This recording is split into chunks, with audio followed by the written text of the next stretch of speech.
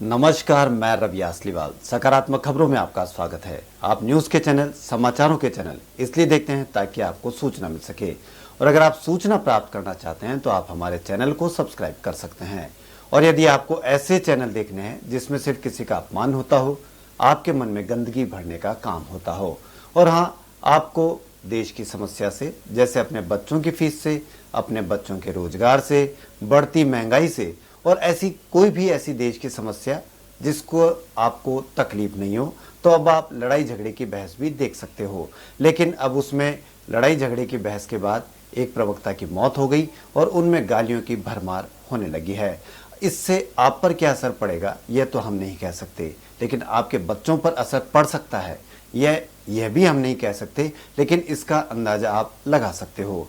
तो इसलिए समय रहते ऐसी बहस को छोड़ दोगे देखना, तो देश की समस्याओं को बताया जाएगा। क्या आपको बताया गया कि आलू और प्याज 40 से 50 रुपए के बीच में आज के भाव होने जा रहे हैं, लेकिन आपको वो नहीं बताया गया। आपको सुशांत सिंह के बारे में बताया जा रहा है, क्योंकि अगर सुशांत सिंह के बारे में नहीं बताया जाएगा तो आप आलू और प्याज की कीमतें पूछोगे, जिससे कोई समस्या हो सकती है। लेकिन वो अपने कामों में लगे हुए हैं, जिसका खामियाजा आपको और हमको और आपके परिवार को और हमारे परिवार को भुगतना ही पड़ेगा। तो समय रहते छोड़ दोगे तो ठीक है, वरना वो अपने कामों में लगे हुए हैं। इसलिए समाचारों के चैनल, न्यूज़ चैनल देखने के लिए या न्यूज़ के देखने के लिए हमारे चैनल को सब्सक्राइब कर सकते हैं। तो बढ़ते हैं खबरों की ओर। राजस्थान के जयपुर में एक एक्सपायरी डेट के सामान की डेट चेंज करके रीपैकिंग करके बाजार में एक बेचने वाले गिरोह को पकड़ा है। वह दूसरे के शरीरों से, उसके स्वास्थ्य से, परिवार से कितना खिलवाड़ कर रहे हैं कि एक्सपायरी डेट का सामान, खाने का सामान लोगों को बेच रहे हैं। वे दुकानदारों को बेच रहे हैं। दुकानदार भी ऐसा नहीं सोच रहे हैं कि किसी दूसरे के शरीर के साथ इसके बाद क्या हो सकता है। वह बीमार हो सकता है। देश की आर्थिक तंगी वैसे ही भोग रहा है, उसका परिवार भी भोग रहा है। इसके बावजूद जब वो खाएगा तो उसके शरीर पर क्या फर्क पड़ेगा। आपको मीडिया में इस तरह से नहीं बताया जा रहा है कि जैसे पता नहीं हमको किन देशों से खतरा है, किन देशों से युद्ध लड़ना है, लेकिन अगर हम ऐसा सामान खाएंगे जो हमारे ही लोगों के द्वारा हमको खिलाया जा रहा है, तो हम कैसे मुकाबला कर सकेंगे। क्योंकि जब हमारा शरीर ही लायक नहीं रहेगा तो मुझे लगता नहीं कि आप दूसरे देश के तो छोड़े, खुद के परिवार से भी संघर्ष कर, बीमारी से भी संघर्ष कर पाओगे या नहीं कर पाओगे।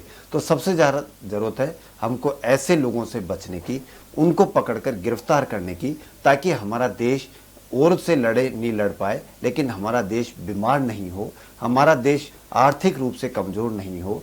तभी हम जीत पाएंगे, तभी हम रह पाएंगे।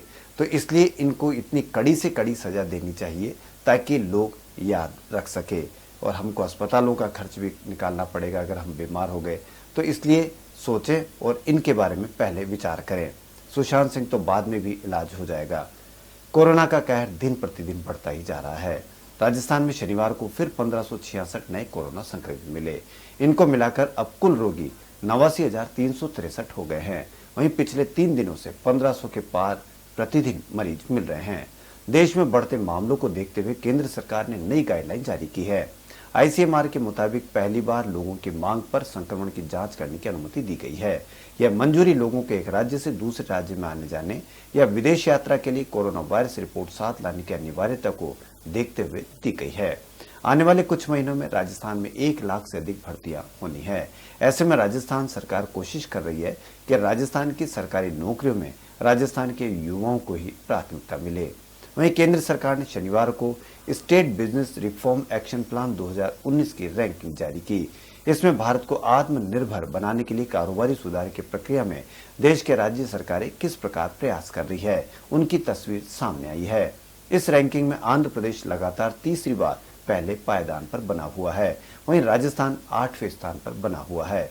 राजस्थान के कोरोना के कारण निजी अस्पतालों के अंदर बेड की संख्या कम होती है, तो सरकार ने वैकल्पिक व्यवस्था की है। इसके तहत सभी बेड फुल हो जाने पर नई